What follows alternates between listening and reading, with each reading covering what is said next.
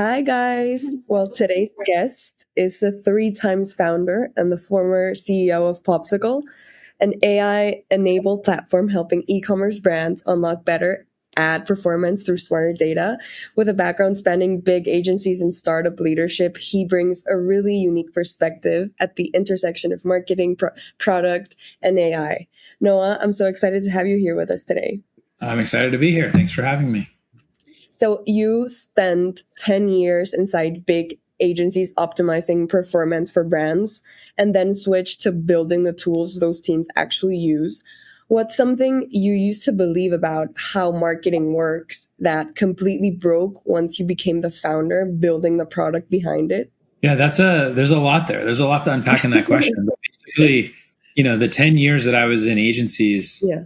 it was the early days of social media. So this goes back to 2010. And basically, the world just keeps evolving and you have to be adaptable. You have to roll with the punches. So in the early days, go back to 2010, 2012, social media was just for regular people. Yeah. And brands were just starting to figure out, well, what does it even mean for me to use social media? And we would almost be convincing brands, you should be on Facebook, you should be on Twitter. Here's what it looks like. And then you fast forward to, 2014, 2015, 2016, and now it was, you should be using ads on Facebook. You should be using ads on Twitter. You should test Snapchat. So, I'm not here to give a history lesson, but things have really changed a lot in 10 years. And honestly, if I look at my career, I've really just been rolling with the punches. So it started off as social strategy. It moved into content strategy. It moved into media strategy. It moved into data strategy.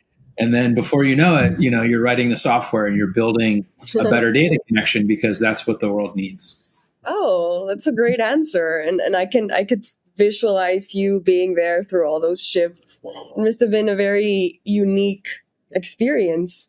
Yeah, I mean, listen, I think the world is changing faster than ever right now. Yeah. And just to tie it into the present, like a lot of people that I talk to who are in the middle of their career, in their 30s and their 40s, there's fear. They feel afraid. They don't want to change. Most people are afraid of change, and things are changing faster than people can keep up or than people can handle. And then when I talk to younger people, I have a couple family members who are, finishing high school, starting college. They're scared too. Man, how am I supposed to navigate all this? And, I'm not wired that way. I think as an entrepreneur, when things change, it creates opportunity. Yeah. If things are moving quickly, I have the advantage because a startup is like being in a tiny little speedboat and you're really nimble and agile, but you don't have a lot of resource. If things are changing, you're better off being in a speedboat than being in a big cruise ship that can't really turn. Oh my God. So absolutely. you just have to kind of figure out, all right, how do I embrace the change? How do I be part of the change? How do I build what's next? And then all of a sudden, the more the world changes, the better it is for business. Absolutely. That's a very powerful perspective. I mean, change is part of life, so might as well embrace it. And like you said, have a positive attitude towards that. Yeah, I mean, I don't think you really have a choice at this point. Yeah. In the last 2 years, the pace of change, the pace of innovation has really increased more than I've ever seen in my lifetime. And, I read something on Twitter this week and I completely agree. Someone was saying, in order to keep up with all the changes in AI, you'd have to be unemployed. Like you'd literally have to have nothing else going on in your life. No kids, no social life, no job. And even then you'd struggle to keep up. My God. So it's crazy. It's crazy. And you've said the new dream team is basically an emphatic PM and a strong DevOps engineer. So when you're hiring or building a product today, how do you actually test for real empathy in someone and not just someone who says they're customer first? Yeah, no, you're spot on. I think everyone knows that being customer first is important. Yeah. And there's a lot of companies who will say the words, but not take the actions. Yeah. And in my mind, I mean, we could have a whole conversation just about this, but at a high level, it's really about customer discovery. So customer discovery, again, if you read the Lean Startup, if you talk to anyone who's running a business, oh yeah, the customer matters. But to do really good customer discovery, especially if you're a technical builder, you don't go looking for validation. This is, I'll make it personal. The old me, when I was 20 and I, was learning how to build stuff, I'd be like, oh, look at this thing I built. Can I get your feedback? That is approval seeking. That is me trying to win you over. And I want you to tell me how great I am and how great my idea was and how fun it is, whatever. That's me seeking approval. Really good customer discovery. I'm not showing you what I built. I'm listening to you. I'm going to ask you. So tell me, let's say we're trying to solve, better performing Facebook ads. So tell me, how are your ads performing? And I just listen. And then you say, oh yeah, we've been having a performance issue. Really? What do you think might be causing it? And then I just listen. Oh, well, what tools are you using today? Are they working? Are they not working? And basically, it's not an interrogation. It's not like hammering someone with questions. It's asking like really big open-ended questions. So a person just starts talking, just like if you're interviewing a person. Yeah. And what you're doing is you're looking for a pattern. If I talk to 10 people and every single one of them says, oh my God, my biggest problem is I'm using triple whale and it's too expensive. Okay, well, now I know I need to build triple whale, but cheaper. That's just one example. And if I instead say, oh, look at what I built, do you like it? That's not discovery. That's approval seeking. So really, to me, as a product person, as a startup person, you have to have the skill of empathy, but you have to have the process of running a really good discovery call where the goal is not to get my needs met, my approval needs. It's to listen to the person who really has the pain so you understand it. And if you understand people's pain, it's so easy to build a good business because who doesn't want to pay money to get their problem solved? Yeah, I love that. The power of active listening. Yeah. And it's easier to say it than to do it. Yeah. A lot of people, there's a great movie with Jim Carrey 15 years ago. I just remember this one line from it. I think it was Eternal Sunshine of the Spotless Mind. Oh, yeah. I love that movie. He said, they're in a couple and they're arguing and she says something like, I feel like you don't listen to me. You just wait for your turn to talk. There's some insight in that. Absolutely. So much insight. I mean, I think people should listen more, truly listen. Yeah. And I think listening to customers, so listening to prospective customers, if you're building something new, yeah, I mean, I don't have any skin in the game. It doesn't hurt my feelings if they're happy or sad or whatever. Once they're paying you, it gets a lot harder to listen because they might say, your product doesn't work. Yeah. Or, you built the product thinking it was going to solve this one thing. I have this other problem. You built the wrong thing. So at that point, it's not just about empathy. It's really about having discipline. Yeah. Because again, if you're trying to prove from your customers that you're doing a good job because you're insecure, you're going to try to hear only the good news. If you're trying to learn from your customers how to do a better job and you're open to feedback and you're willing to change, well, now you have a system and an engine that's just always improving. That's a much more competitive advantage. I feel like there's a lot of emotional intelligence going on here, and which I love. I think it's so positive to see in the business. Well, and listen, if you talk to 10 CEOs, they're going to tell you 10 different things. I would say that there's some common CEO superpowers that I don't have. And then there's other superpowers that I do have. And I've just learned to play to my strengths. So like I happen to be very empathetic. I happen to have moderately good, emotional IQ and emotional intelligence. But I'm not the guy that, think of like WeWork. I think his name is Adam Newman. He can just walk in and raise $1 billion because he's charismatic and he's got this vision and he just starts talking. People say, oh my God, I want what he's selling. I don't have that capability. That's not my strength. I mean, I've raised money, I've built businesses, but I'm not like a 10 out of 10 at that. But, I know how to listen to people and I care about people and I want to help people. So how do you turn those into strengths? You're hearing it. That's my playbook. I love that. I love that perspective, Noah. And moving on, if a brand truly owns its data, it should change how they make decisions. So what's a decision or capability that only companies with real data ownership can actually execute well? Yeah, I think there's two ways to answer this. One of them is just practical and one of them is more emotional. Okay. So practically speaking, if you own your data, if you understand your data, you're going to make a much better decision because you're going to be faced with a challenge. And instead of guessing and hoping that you're steering your business the right way, you're going to do it confidently and it's going to work. So for example, if you're running social media ads and your ads aren't performing, and you do some inquiry and you figure out from the data, okay, I have an issue with my audience and my targeting. Well, that's a different problem to solve than if I have an issue with my attribution and my data accuracy. So just being able to discern that really matters. But on the emotional side, it's very frustrating to run a business and to feel like you're not in control. And this is a really chronic problem in our industry because of big tech, right? So we can't live without Facebook and Instagram ads, and as users, maybe TikTok and YouTube and everything else. But as a business, you really can't live without that source of revenue, right? You're getting a lot of revenue from big tech partners. And if all of a sudden you wake up one day and the ads that were working yesterday aren't working today, and you don't know why, and you don't know what to do next, that is a terrible, terrible place to be. And most people will pay a lot of money to never feel that way again. Okay. That's very interesting. I had never thought about it that way. I love how you also can see the emotional side, tying it back to the power of emotional intelligence.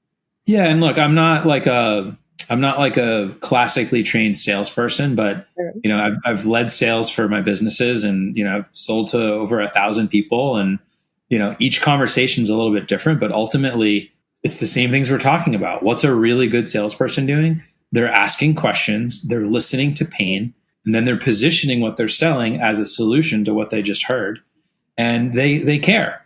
So if you care about the business and sure, you need the alibi that we have feature A, B, and C, or we have technical statistic 1, 2, and 3, but you're really driving your decision based on how you feel.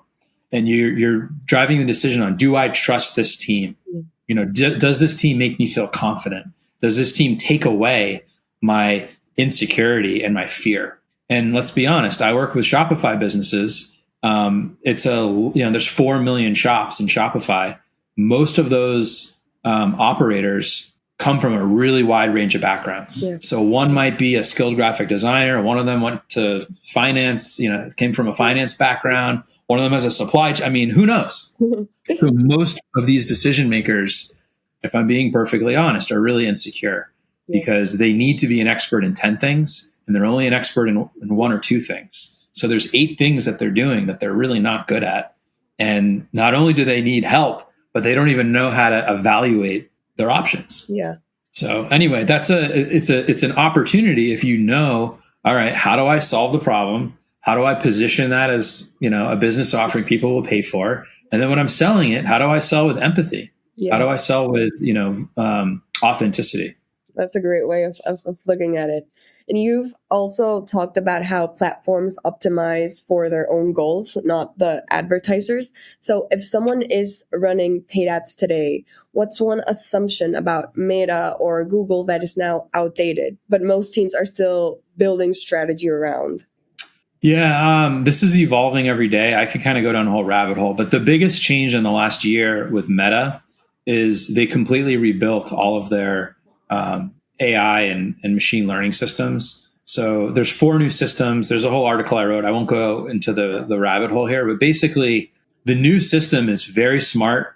It's smarter than all the people in the world who are working with it, and it can handle a lot of complexity. Okay. So let me make that more tangible.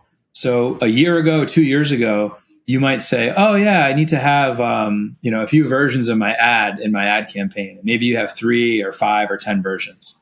If you did more than that, it was too complicated to track or to measure as a person. It's just too much complexity. But the machine could handle that. Well, today it could handle hundreds of permutations. It could handle hundreds of versions. You could have unbelievable complexity, and it's a supercomputer, and it can handle, way more than any human could handle. But the challenge is, how do you keep up with that? How do I produce 1,000 pieces of creative a month? How do I keep track of which versions worked and why? And how do I learn? I mean, it's become so complicated that the people who are involved on the teams kind of don't know what's really happening anymore. So it really helps to be technical. It really helps to be a developer. It really helps to be data centric, because ultimately you're working with a machine. So to use like a car metaphor, we used to have, a manual transmission, and we're shifting the gears and we're driving. And like now the machine took over, and we're just sitting there hoping we don't get into a car accident. Oh my So God. that's a huge change, and it's been challenging. It's been very challenging for the industry. Thank you for sharing that. That was a great explanation. And you help brands lower ad costs through better data connection. So what's one lever that most e-commerce teams are completely underusing right now that could improve performance almost immediately, in your opinion? Yeah, so it's actually the data quality. One of the things I talk about is, there's a lot of different factors that come together, and creative is really important. Yeah. Campaign structure is really important. And if you're an ad buyer, all day, every day, you're building campaigns. You're thinking about campaign structure. It's right in front of you. Whether you're doing it or another person in your team is doing it, you're thinking about creative. Creative is visual. You can see it. You can feel it. It's not abstract. The data is super abstract. It's invisible. It's happening behind the scenes. If there's a problem, you don't really know. And for a lot of businesses, there are major problems. And, partially because I run a data company, people with problems come to me. So like the people without problems, I don't know about, but there's a lot of problems. And it could be everything from you've set up your e-commerce website and you think that you have, your Pixel installed and your server-side data connection, and you've got issues with too many events or not enough events, or it's not deduplicating right. And, if you run that through just sort of like a health check, there's a lot of very unhealthy data connections. And, you're really shooting yourself in the foot, because the entire system, whether it's Meta, whether it's Google, whether it's TikTok, these are machine learning algorithms. Data is the fuel that machine is running off of. And if your data isn't accurate, if it's, too much or too little, or you have duplication issues, you're basically putting really bad fuel into that system, and you're expecting these engines to run in a high performing way, and they're just not going to. Oh my God. Yes, absolutely. I had never thought about it that way. And you've also said the real question isn't will AI take jobs, but which parts get automated. Inside your own team, what's a task that used to take real time and is now basically gone? Yeah, it's not that simple. It's not like we used to have a headcount of 10 and now we have a headcount of 4 because these 6 roles went away. It's not that simple. It's more like there's really high value tasks, and then there's tasks that aren't high value that you still have to do. And what I'm finding with AI is we're automating the tasks that are lower value, that are really a pain in the neck. Yeah. And it frees you up to do more of the important work. Yeah. So for example, let's say you're a software company, you're always trying to build new features. You're trying to evolve and kind of grow and change as the market changes and the customer's needs change. 3 years ago, probably 20% of our time went into building new features, and then 80% of our time went into maintaining current features and then solving, customer issues. You get emails and questions from customers, and you're kind of reacting to those challenges. Today, it's more like the opposite. 70% of our time goes into building new features, and only 30 goes into solving problems and fixing things, because there's less problems to solve. And we just have a lot of processes in place that help us manage those inbound questions a lot faster. AI can kind of empower junior team members to do more. Yeah. So if before, if I'm the CEO or a senior officer and super knowledgeable, or a senior manager, what you want to have is only the really big, difficult problems escalate up to that level. And an entry level person should be able to do all the other stuff. And if that's not the case, then your most senior people are kind of stuck, wasting their time solving kind of low value issues. Yeah, that's a great way of putting it. And you've built multiple companies now. So what's a mistake you made early as a founder that felt like progress, shipping, building, scaling, but in hindsight wasn't actually moving the business forward? Oh my gosh. I mean, I made that mistake for years. So basically I was talking before about doing really good customer discovery. Yeah. And basically when you do really good customer discovery, you don't have to guess what should I be building, because you've talked to a bunch of customers and they've told you, and you found a pattern. Wow, 10 people, 20 people all told me I have a problem with this one thing. I'm going to go build a solution to solve that one problem. Now I know I'm building the right thing because my customers told me. The mistake that I used to make is, I would kind of do passive I've been reading on Twitter and LinkedIn, and I saw a YouTube video, and in my own experience, I kind of sort of feel like maybe there's a problem here. Let me build something really cool. And I would spend a month or 2 months or 3 months building some cool thing. And then I would think I'm doing discovery, and I would get a bunch of people to try to use it, but I was approval seeking, and I needed them to tell me that it was good. And that's a huge waste of time. And you could spend a year or 2 years or 3 years, and you've never found product market fit. You've never really solved a core problem. If I were to put it really simply, it's that in order to run a successful business, you need to be selling a painkiller. You can't be selling a vitamin, right? A vitamin is, oh yeah, my doctor said I should take vitamins. It's probably good for my health. I really should do that. And if you don't do it, who cares, right? There's no urgency. A painkiller is, I will do whatever it takes to get rid of the pain that I'm feeling. I just got bitten in the leg by a lion, or I have a spear that went through me. Like, I'm going to do anything. I have an urgent need. I will pay whatever it takes to solve this. So if you can really do a good job of discovery, you can identify where the pain is. You can build a painkiller and you can sell it. Anything else, I was wasting time. I was either selling vitamins, or I was building something that there was no pain for, or I built things that people thought were really cool, but they weren't willing to pay for it. Well, I think that's some solid advice right there. What's really interesting right now is with the proliferation of AI, everyone, right now it's March, everyone's talking about OpenClaw. A month before they were talking about Claude Code. A month before they were talking about ChatGPT Codex. Next month it'll be something new. It's always changing. But there's a huge wave of non-technical, non-product, non-startup people who all of a sudden have access to these tools. Yeah. And now anyone can build anything. But the biggest problem isn't, can I build the code? The biggest problem is, did I build the right thing? Yeah. And I think what we're going to see is this inundation, this flood of slop, of really bad products, of really bad software, because everyone's just building the wrong thing because it's become so easy to build something. Oh my God, it's going to be some crazy and interesting years ahead. And we're already seeing it in content, right? So for 3 years, AI has been really good at producing text. So, go on LinkedIn, go on Twitter, but you don't have to read very far before someone says, I would pay $300 to never see another AI comment, or you read all these posts and you go, what idiot posted this thinking that anyone would believe that they actually wrote it? This is such crap, such slop. So we're in that age where, the barrier of entry is very low, but the level of quality that's needed has never been higher. Absolutely. And you have called out undisclosed promotions hurting trust in the industry. If someone is building a personal brand or content engine today, what's the line they should never cross, even if it would make them grow faster short term? Yeah, I think there's two issues there. The biggest issue I'm seeing right now is there's a new term called AI UGC. And I think it's kind of an oxymoronic term, because UGC, user generated content, has always been about authenticity. Yeah. I'm not going to hire a spokesperson. I'm going to get a real customer, a real user to generate content, and they're going to share the honest take. And because it's a real person, it's going to have higher trust, higher authenticity. It's going to really move the needle to get someone to be persuaded to try my product. It's not Shaquille O'Neal telling me how great, whatever the sneakers are. It's a person just like me, saying, oh yeah, these sneakers are really great.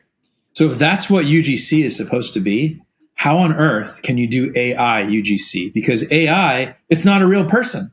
So you're just lying. You're literally just lying. And you're like, I'm going to make up a fake person. I'm going to pretend that they actually use this product. And then they're going to endorse with their lie that my product's great.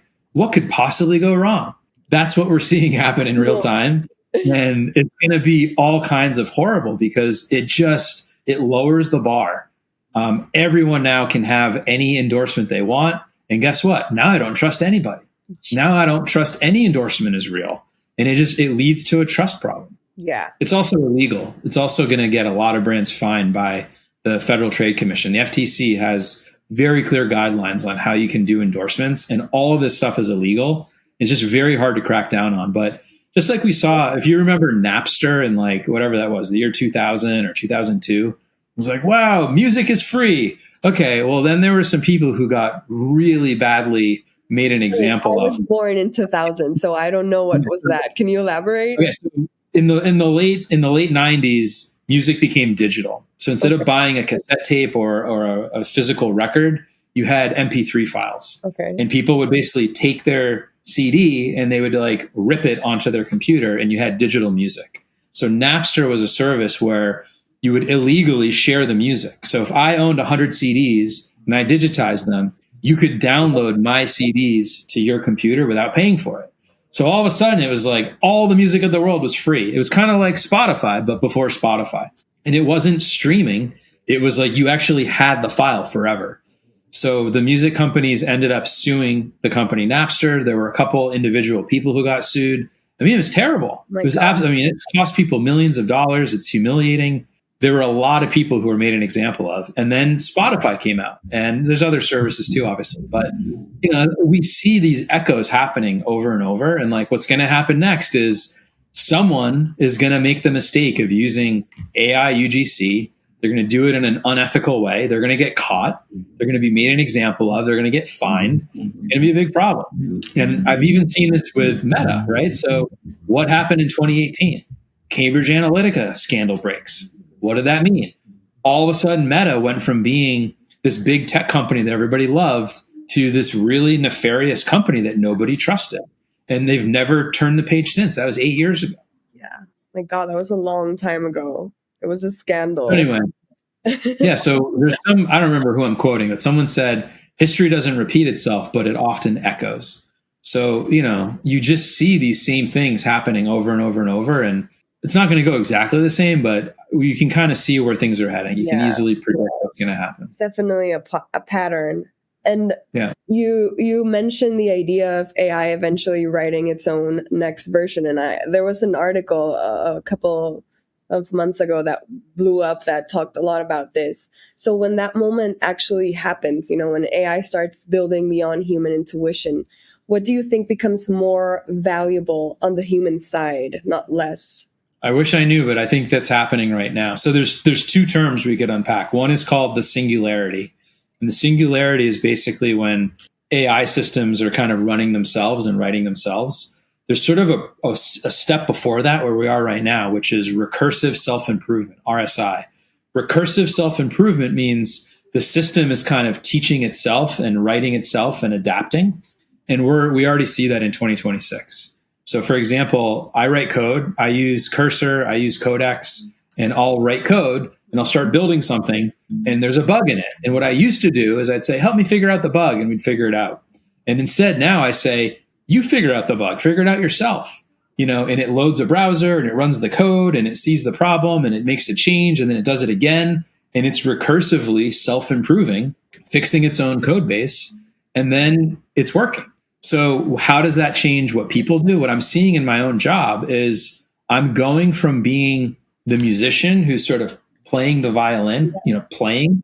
I'm now the conductor. I'm now the composer. So I have to orchestrate what's happening. I have to oversee what's happening. I have to make sure there's great quality control, that standards are being met, that everything that's being shipped is, bug free and scalable and all those things. So I'm really wearing the CTO hat more than ever, and I'm not wearing the software engineer hat hardly at all.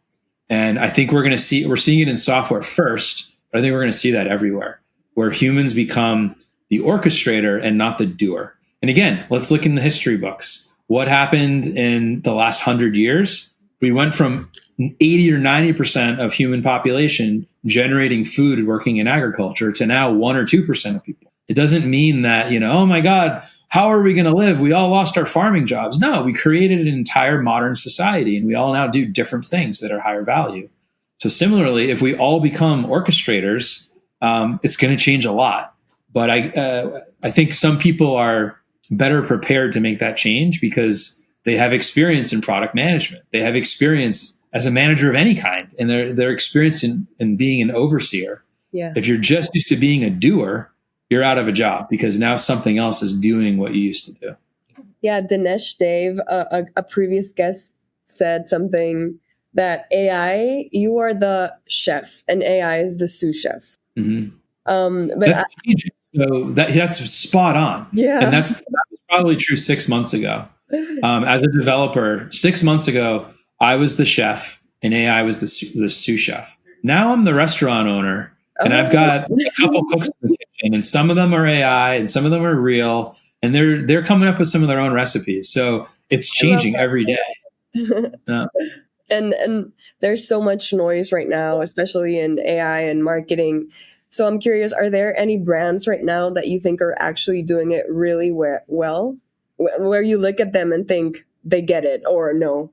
Honestly, I can't point to a single example of a brand or an enterprise that's doing AI really well. I think it's really hard. And to be honest, I feel like, if you get a pulse check on social media, on Twitter, on LinkedIn, a lot of the really fast moving, I mentioned before, oh, here's what's happening right now. Things are changing really quickly. The pieces that are moving really the fastest tend to be like very small, very transactional, like, oh, I can do this one thing myself. I can vibe code this one thing on my Saturday. That's not really going to help an enterprise. An enterprise doesn't need a point solution that one person does to make their job better. Right? So if you're a brand with 100 employees and all 100 employees are using ChatGPT to do their one job a little bit better, or they're using Claude or whatever, that's not really where we're at in 2026. What you need to do is you need to completely change the way information is shared in your organization. You have to completely change permissions and safety and testing. And there's actually a great example of this at Amazon in the last 2 weeks. So Amazon is increasingly using AI, like any other company, to ship code, and it's getting harder and harder to like really do proper QA testing. And Amazon's got a lot at stake. And apparently they shipped some code and it broke and they had a multi-hour outage, which doesn't sound like much, but if you're Amazon and you're Yeah. making $1 trillion a year, if you're down for 6, 8 hours, like that's a real doozy. And they had that level of outage. And right now they're scrambling and they're saying, how do we hold the humans accountable to be responsible for the work that the AI is producing? But the AI is producing such a high volume of work that you now have to review way more work than you could possibly review. And you have to review it with the standard of my job is on the line, even though I didn't produce it. This is a huge challenge. So, is Amazon doing it well? Yeah, they made the mistake. And now, based on the mistake, they're changing their processes and they're probably doing a better job than most. But the mistake still happened. Yeah. So I think we're all just in this very awkward phase where, it's going to take a while. It's going to take probably a couple of years to figure out what does it look like to completely rethink an organization and how people, work and live. Yeah. So this is about as big as like electricity getting invented. Oh my If you go God. back to the Industrial Revolution in the 1800s, like this is that big of a deal. It didn't happen overnight. It happened over decades. Yeah. So we're still in like the very early innings here. So interesting. And I'm loving that this conversation, I'm a historian at heart, and I love that you bring elements of history because it's so true. I mean, just how it echoes, like you said. So I think it's so Well, interesting. you're being really generous. I think that's another way of saying, Noah, you're really old. How do you No. know so much about 2000? No, I'm just kidding. But no, it's true. Like a lot of people are trying to figure out how is this going to unfold? Where is this heading? It's clearly heading somewhere very different. And if you can predict with some accuracy, you're in a much better position than if you're not even trying.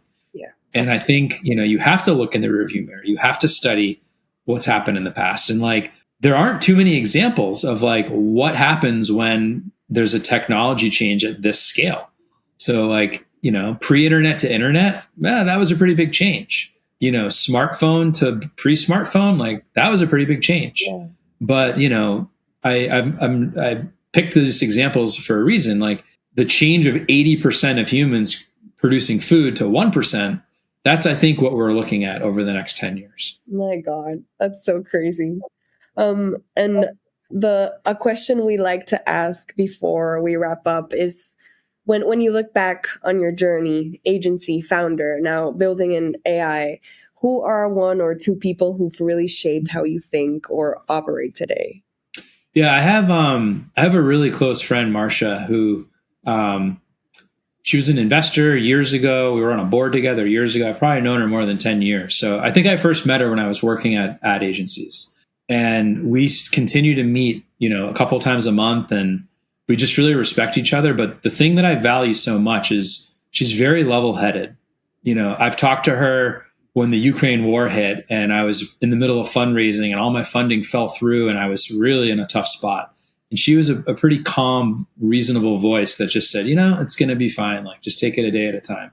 I was talking to her recently with, all the stuff going on in the Middle East and, oil prices and, a lot of tension, a lot of destabilization. And again, I've seen this before. Yes, there's reason to be concerned, but like having a really smart, well-read, level-headed mentor is unbelievably valuable because I would say that if you use a scale to kind of self-assess your emotional state at any given moment, I use a scale of +10 to 0 and then 0 to -10. If I'm at -10 or -5, I'm going to make really, really bad decisions because my frontal cortex shuts off, my reptilian brain kicks in instinctually, and I'm making really reactive, really short-term, really poor quality decisions. So if you have people in your life who can help you get out of -10, get out of -5, and get your thinking back and kind of be level-headed and rational, you'll figure it out. You'll figure out what you need to do. You'll figure out the next right move. Things will be okay. And if you don't have those people in your life and you're left to your own pretty lousy thinking in those key moments, that can really lead to catastrophic outcomes. Yeah. The business fails, you lose the key client, your system breaks and it can't be repaired. It's really about avoiding those like real doozy moments. Yeah, that's great. That's very cool that you have someone like that in your life. Yeah, it's super important. Yeah, I couldn't agree more. Noah, this was such a thoughtful conversation. I genuinely learned so much. So thank you so much for taking the time and for sharing so openly. I really appreciate your perspective. And I'm very excited to see everything you keep building from here. Thank you so much. Again, the honor is mine. I'm really grateful I got a chance to talk to you today. And thanks for your time. Thank you. That was really cool. You've been listening to Fully Managed, brought to you by Penji. Check out the show notes to learn more about today's guest, and to learn more about Penji, the human-first creative subscription service, head over to penji.co.